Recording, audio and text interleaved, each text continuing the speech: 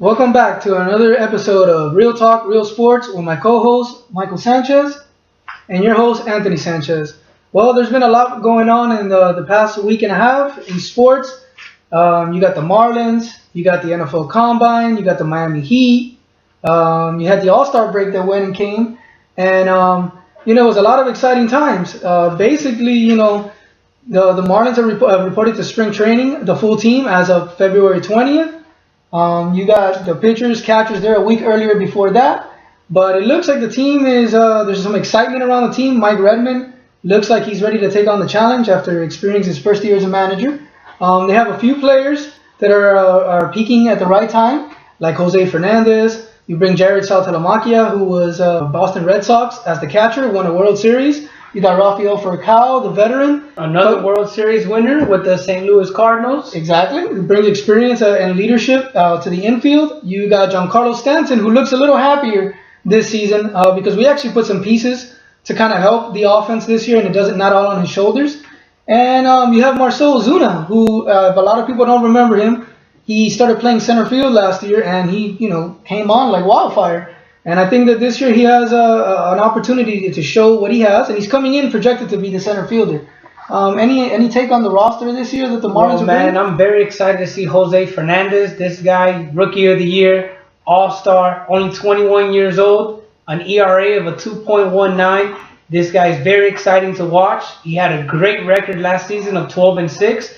Hopefully this year we can get maybe 16, 17 wins out of him. The guy is very sharp. He's going to be their ace, and hopefully can turn out to be one of the greatest pitchers, like the great Greg Maddux, Steve Avery, all these guys who are now in the Hall of Fame.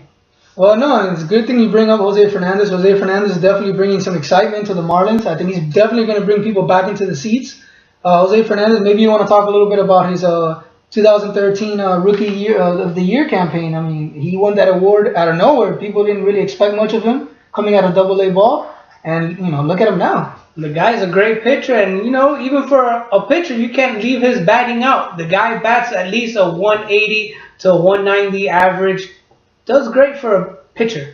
Well, I'll tell you what, I'm definitely excited to see the Marlins now in spring training. A kid that I did forget to bring up is Andrew Heaney. Andrew Heaney was the #1 left-handed pitching prospect in baseball. I mean, not just the Marlins, in baseball. And we have him. Again, the Marlins are doing a very good job in the farm systems, building within the farm system. That's never been the issue. The issue, as we all know, is Jeffrey Loria owning the Miami Marlins. But again, the Miami Marlins look like they have an interesting start to the season, or at least spring training, with good players coming in, a mix of veterans and young guys. So I think the Marlins are going to do a pretty decent job this year. I think it will definitely be an improvement. And I can't wait to see what kind of team we finally put out there when the season starts. It's going to be interesting to watch them against the Miami Hurricanes. It's going to be an interesting little scrimmage, exhibition game, see what they got, what they bring to the table. No, that's right. You bring up the Miami Hurricanes. They play their first exhibition game against the Hurricanes on February 26th. First kickoff game to spring training. So hopefully you fans get out there and support the Marlins. It's not the players' faults that we have a bad owner. All we can do is support them, and hopefully they can bring some pride back to baseball in Miami. Talking about Miami, let's now move on to the Miami Heat. Whew, those Miami Heat right now, let me tell you. It definitely looks like they're turning the clock back to their old self from last year. They started off the season a little rough with some issues coming along, but I think right now they're peaking at the right time. And what can we say about King James taking it to Kevin Durant there? Everybody pretty much has given the MVP to Kevin Durant, but I think LeBron had something to say about that. I agree with that, man. Listen, LeBron James, as you know, he is the best. Unfortunately, Kevin Durant, I'm sorry, you're going to be known as the second best. It happened to many other people. Michael Jordan, how many wish they could have been the best in his era? But they stood at second best. Kevin Durant, unfortunately, if you are in another era, you might be the best. But with King James on the court, you're going to continue to be second best. But see, that's the thing that gets me about all this talk about who the best is and the best is not. I mean, Kevin Durant is one of the best players in basketball. He is. There should be no, we should not, I don't think the media or anybody should be breaking it down that way. I mean, unfortunately, that's the way it is. But don't get me wrong, LeBron James is the best basketball player in the NBA right now, hands down. For his time. This is a sport where you can never say the best of all time because it's hard. It's hard. You can't say Jordan was better than Wilt. Jordan never put up 100 points in one game. You know, it's things like that. You have to say best player for their time. And right now, LeBron James is the best player of his time. Oh, hands down. And I mean, what did you think about the game? I mean, what did you take from that game against OKC? Not only from LeBron's point of view, but from the Heat in general as a team. What I liked about this game was that the Heat were able to go into OKC's home. They had Russell Westbrook, and we still put it to them with a more than a 20-point game win at the end of it. We didn't get to see Greg Oden. We didn't get to see Rashard Lewis. No, but that's. I mean, I understand what you're saying. I mean, the Heat put out, their starting five, and they told OKC, hey, you put your starting five out there against our starting five, and let's see what we can do. Dwayne Wade showed up. Chris Bosh showed up. LeBron James definitely showed up. You had Mario Chalmers playing some defense out there. The big three combined for 81 points. That was OKC's total points at the end of the game. Yeah, and I mean, when you break it down, I mean, you look at the tape, LeBron James had 33 points, 7 rebounds, 3 assists, and 4 steals. Then you add on top of that Dwayne Wade, everybody was pretty much thinking he's done. But don't forget, Dwayne Wade is still one of the best players in this league. I mean, has been for years. He put up 24 points, 7 rebounds, 10 assists, and 3 steals. Then you had Chris Bosh, 24 points, 8 rebounds, 3 assists, and 3 steals as well. Like you said, combining for 81 points. I mean, and from the tip-off, you saw something different in LeBron. LeBron, from the get-go, I think, scored the first 12 points for the Heat. Well, I think all this talk with the media, talking Kevin Durant, he is having one of the best seasons of his career, if not the best season of his career.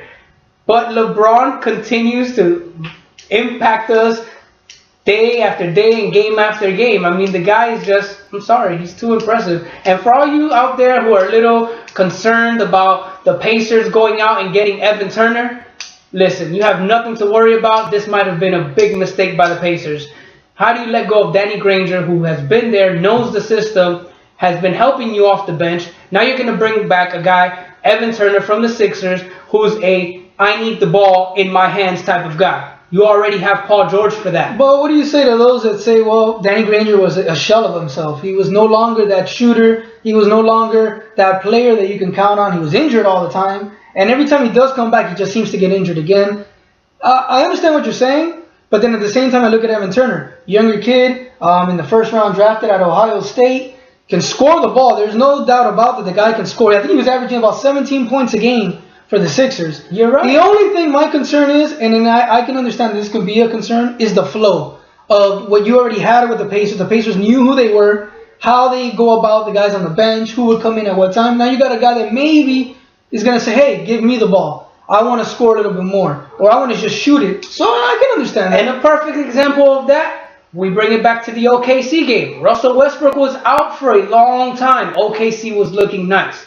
Here comes Russell Westbrook, wants the ball in his hands. He had 3 turnovers in the first 5 minutes of that game. Well, no, I'm definitely going to ride your comment on that one. I have to agree with you. You bring up a good point. The OKC Westbrook situation was a perfect example. Before Westbrook shows up back to the game, Kevin Durant is going off, scoring 30-plus points a game. He was flowing, passing, doing everything that a star would do. All of a sudden, Russell Westbrook gets back on the court, and I'm going to defer to Westbrook. Let Westbrook control the game. You didn't see that same attack mode anymore from Kevin Durant. The thing is, they don't need a guy like Westbrook and Durant on the same team. OKC, if you really, really want a shot at the Heat, you need to acquire somebody like a Rajon Rondo, a Darren Williams, who can score but prefer to facilitate. Russell Westbrook, he's not your true point guard. He's more of a shooting guard, bringing the ball up the court. Well, this is the last thing I'm going to say about this. LeBron James, hands down. I'm not saying he should run away with the MVP. There's a lot of games left. I think now it's become a neck-to-neck race. Who's going to take this? Who's going to get their team over the top? But at the same time, what I will say about Russell Westbrook is this. I don't think truly he is a true point guard. I think he is a two-guard, as you say. He might want to move on to another team where he can be the alpha male. Because right now at Oklahoma City, you cannot have 2 alpha males because you can see what happens. They defer to one another, and then you just don't have that flow anymore. Again, you saw what happened when the Heat first got together. Everybody thought it was going to be championship immediately. You had Dwayne Wade, LeBron James, and it took one guy to say, hey, this is your team now. You always got to have that one guy. It's their team. LeBron James, this is his team. This is still Wade City. Don't forget that. This is still Wade County. But he has handed over the team to LeBron James. And he needed to do that. Yeah. And that's why now LeBron is working on 2 3-peats. One for the MVP and one for that NBA championship. Hey, what other better way to let go of this subject than how you just ended it? I mean, basically, that's it. It's the Heat now are on a mission to prove to everybody, yes, they're an older team. This team might not be all back together next year because of their age and contracts, but I think they got one run left in them. So you know what? Go Heat. LeBron, I'm pushing for you to get that third MVP and definitely that third championship. And that third championship. And LeBron James, be watching you tonight with your mask. Hopefully you put it to Chicago as well. Very physical game. And Coach Spoelstra, this goes out to you. You've been an underrated coach in my eyes. I think with all the stars that you have on this team and the way you've handled them, you've done a heck of a job. My salute goes out to you, Coach Spoelstra, and good luck on the rest of the season. The next topic that we got to hit on that's really on fire right now is the NFL Combine. It seems like every time you turn around, the NFL is always there, no matter when it's an off-season or a season. Just seems like the NFL never goes away. These coaches never take a day off. It's like the season is over and they're already getting ready for the next one. What talent is leaving? What talent is coming in? Definitely. If anybody caught the NFL Combine yesterday on the NFL Network on February 22nd, which was the first day, that if I'm not mistaken, we got the tight ends, the offensive linemen, and the special teams players who conducted their workouts yesterday. I'm not going to lie to you. There was a couple of very impressive offensive linemen that I saw out there. And I will say this. This is going to be one of the deepest classes in offensive line history. I would say easily in the last 9 to 10 years where you don't see this many good offensive linemen coming out in the draft. I'm talking about quality, not just great players, the top of the top, but the middle, the 3rd, 4th, 5th rounders. I think you scout right. You're going to hit on some really good kids at those spots. And I really do hope the Dolphins, with Dennis Hickey coming in, we saw what he did in Tampa. Hopefully he brings that over here. And he got to see things that we saw. Not like the obvious Zack Martin, but others as Michigan's Lewan Taylor. Taylor Lewan. Taylor Lewan, sorry. But the guy is an animal. He was one of the main guys that impressed everybody yesterday. I think he was ranked the number 3 coming in. But let me tell you, he might have put up his name up there. Not just as easy to dismiss him as the 3rd best left tackle. The guy ran the best 40-yard time. I mean, I know how many offensive linemen are going to get in a race. But that should tell you that the guy is athletic. He can pull, has good foot movement. I think he has the fastest time, according to reports, in the 40 at a 4.87. Wow, that is impressive. 4.87. That means he can get out there, smack those linebackers, and probably even get into the third level. Yeah, I mean, he could definitely on a screen, on a pull, he can definitely reach the next level. And that's what the Dolphins missed. The Dolphins were missing that. I mean, they had Lamar Miller, who's known for that, yet that offensive line could not move fast enough for him. Well, no, and then a guy that I have to bring up is Greg Robinson from Auburn. This guy's a monster. I will tell you this, everybody out there. If you don't know who Greg Robinson is, or you haven't really paid attention, he was on the national championship team, on the national championship contending team with Auburn, that basically broke a lot of records for running the football. I don't know how many 100-yard games they had. They had quite a bit. And at the same time, Greg Robinson has not even reached the potential that this man can get. Right now, the one that they're rating number 1, just automatically, is Jake Matthews, the left tackle from Texas A&M. Don't get me wrong. The guy has skills, and the guy can play. He comes from a pedigree where his dad was the Hall of Famer, Bruce Matthews. For all these remember years, him. Who used to play for the Houston Oilers for many, many years. Yes, the kid has pedigree to be one of the best. I mean, Jake Matthews, very smooth, good feet, has that family football background. I think he ran the 40, I guess, here. 2 times that he ran a 5.0 and then a 4.91. So the kid can move at left tackle. But back to Greg Robinson. I mean, 6'5", 332 pounds. And you're telling me this guy runs a 40 and 4.8 the first time and then 4.84 the second time? The scariest thing about this guy is 35-inch arms. Say what?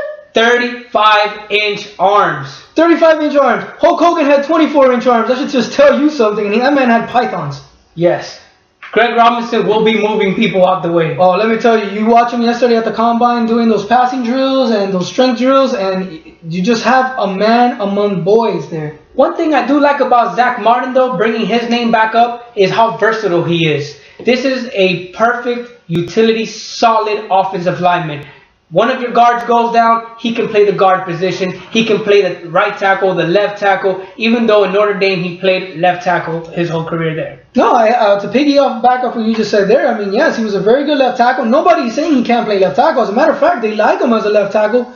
But what's surprisingly is that majority of the scouts at the combine all agree that he can play all 5 positions on the line. That is just unheard of. 5 positions on the offensive line and play them at a quality level.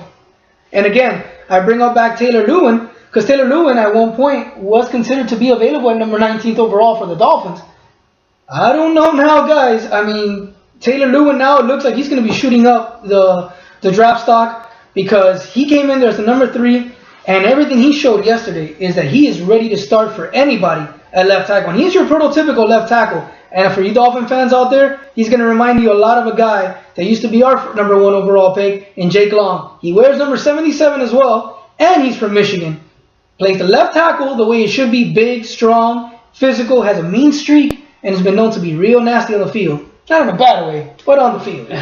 All right. Did you see anybody else that you liked in the combine? Well, I mean, there was that kid from Stanford, David Yankey. He's rated as one of the top guards in college. Okay. But what I like about Stanky is that he's coming from a pro program style. I'm sorry, and he basically is ready for the next level. I mean, his strength, his feet, basically the way he moves around on that line. I mean, I think David Yankey will be a good guard pickup for anybody. He's ready to start, but in my opinion. Okay. One thing that was exciting to watch today was the quarterbacks. Everybody's been talking about the great Johnny Football, Teddy Bridgewater. Who's going to go first? Is it Johnny? Is it Teddy? Listen, I don't think it's either. Who would you actually take before those two? I mean, this probably is not going to be the popular choice. And that's why this show is not called the Popular Sports Talk Show. It's called Real Talk, Real Sports. And I'm going to keep it real. I'm going with Blake Bortles from UCF. The kid is a prototypical size quarterback at 6'5", 232. He didn't have to show me that he can run like a wide receiver or running back. That's not what he's there for. Yeah, you have Johnny Football going into the combine. I mean, we all know you can run. Why are you only choosing to run? Yeah. Why aren't you throwing? We want to see what you can do with your arm. Yeah, that's the other thing. I mean, that gets me. You're all about competition. You're all about showing people that you're the best. But you and Teddy Bridgewater don't want to throw. I mean, you are a quarterback. At the end of the day, a quarterback should be showing his passing skills, where he can locate the ball, how accurate he can be, show his movement in the pocket. Kind of makes me wonder the competitive edge on some of these guys when you don't want to show other players, hey, I am the best. Not, I'm going to let other people talk for me, and then I'll let you draft me where you think. No, tell people, show people that you are that number. Teddy Bridgewater, if they're telling you you're the number 1 quarterback, then go out there and prove it. Show it to people by slinging that ball around. Blake Bortles, in reality, has nothing to prove either. He's rated the number 3. So he can easily go in the top 15, top 20 picks in the first round. And, that'll be okay to most people because nobody expected him to be even in the top 10. But you know what? He's out there throwing the football around. He didn't run the fastest 40, but hey, for a quarterback running it at a 4.81, 4.88, I'll take that. I'll take that any day. I mean, that's, the guy showed he has the arm strength. He showed he's accurate. And he definitely showed he's not as scared to go up against competition. He showed people, not only other players in his class, but to scouts that doubt him and to other players who don't think he should be even in this draft. He's out there proving it. That's my point to you, Teddy Bridgewater and Johnny Manziel. Yes, you guys get the press. You guys get all the accolades. But competition is competition. You go out there and I'm gonna go out on a limb here. I know people are looking at this show right now and say, what is this guy talking about? I personally would take Derek Carr before those guys, and that's him being a 3rd and 4th rounder maybe. I would actually pass up on that, wait that late, and go ahead and take Derek Carr. At least this guy showed me he's very accurate. He's a very smart quarterback. The only thing he's lacking was the competition. But hey, if you can get a guy like this into the league under the right coaches and the right staff and polish him up, can turn out to be your next Tom Brady. Well, and now you bring up somebody like Tom Brady that a lot of people passed up on, and a lot of people didn't believe in his arm. A lot of people didn't believe that he can be an elite quarterback, even less a starting quarterback. And that to me is A.J. McCarron. A.J. McCarron, you're telling me this guy is a 2-time national championship winner, one of the most accurate quarterbacks I've seen. He's like a Chad Pennington with a little bit better arm. Hey, Chad Pennington was a great quarterback. He torched the Dolphins for the longest, and not only did he torch the Dolphins, but when he came to the Dolphins, it's the last time we saw the playoffs. And, and people, to me, it just boggles my mind how people just do not want to give A.J. McCarron his credit. Hey, credit is due. And I think A.J. McCarron, honestly, you've done all you can in college football. Hopefully you do get an opportunity. I mean, unfortunately, due to all the things that have come out about him and about his arm and, and is he elite or not elite, he probably falls down to maybe anywhere between a 3rd and a 4th rounder. But I think anybody who takes a chance with A.J. McCarron is getting one heck of a football player who comes from a program like Alabama, who was coached up by Nick Saban. I know a lot of people are not a Nick Saban fan down here in Miami, but you got to give the guy credit where credit is due. The guy can coach college football. Well, and that's basically what I saw at the NFL Combine with some of the top guys like I said, Jake Matthews, Greg Robinson, Taylor Lewan, Zack Martin at the offensive line, and then with the quarterbacks, like I said, A.J. McCarron. Like I told you, I was telling you about Derek Carr. Derek Carr is a guy that everybody's talking about Johnny Football. For all you talking about Johnny Football, he ran a 4.5. Derek Carr, 4.6. What's the big difference? Yeah. And the guy can throw. And at the end of the day, are we really asking a quarterback to be a running? I mean, because for that, you draft yourself a running back. What you need now is, yes, a mobile quarterback, but a guy who can definitely spin the ball and definitely can be accurate. Because accuracy will kill anybody in this league. Many people want to jump on Peyton Manning for throwing ducks or not the best spirals, but he's accurate. And he turns out to be one of the best quarterbacks in football. So, hey, take that as you will. My case is that don't fall in love with a sexy pick just because the media is pushing down Johnny Manziel down your throat and Teddy Bridgewater. Does it make you wonder why Johnny Manziel is doing such a hard PR job at trying to get his name out there, trying to make the Texans take him at number 1? Does that make anybody wonder why he's pushing so hard for that? Why do you need to stay in Texas to be a great quarterback? I don't know. Teddy Bridgewater, like I said, I don't think you're a horrible quarterback. I don't think you're a bad quarterback. I just don't think you should be drafted the number 1 overall quarterback for a franchise. That's just my opinion. Again, you can take that with a grain of salt, but my opinion is Blake Bortles is the one that's ready to start right now in the NFL. All right. Well, I think that's going to wrap it up for this week's show. Yeah, and I agree with you. I mean, we had a lot to talk about. Stay tuned next week for our next telecast where we're going to be talking more about the Combine. We're going to be hitting up the defenders, the defensive line and the linebackers workout tomorrow, February 23rd. February 24th. And on the 25th of February, the defensive backs, which are the corners and the safeties, will be doing their workouts. So we'll have a report on that for you next week. And again, keep watching Real Talk, Real Sports, where we keep it real with my co-host, Michael Sanchez, and I'm your host, Anthony Sanchez. Again, go ahead and follow us and stay tuned to our next episode where we'll definitely be giving you the up-to-date news on the NFL Combine and the local sports shows. Have a good day. Thanks for watching us.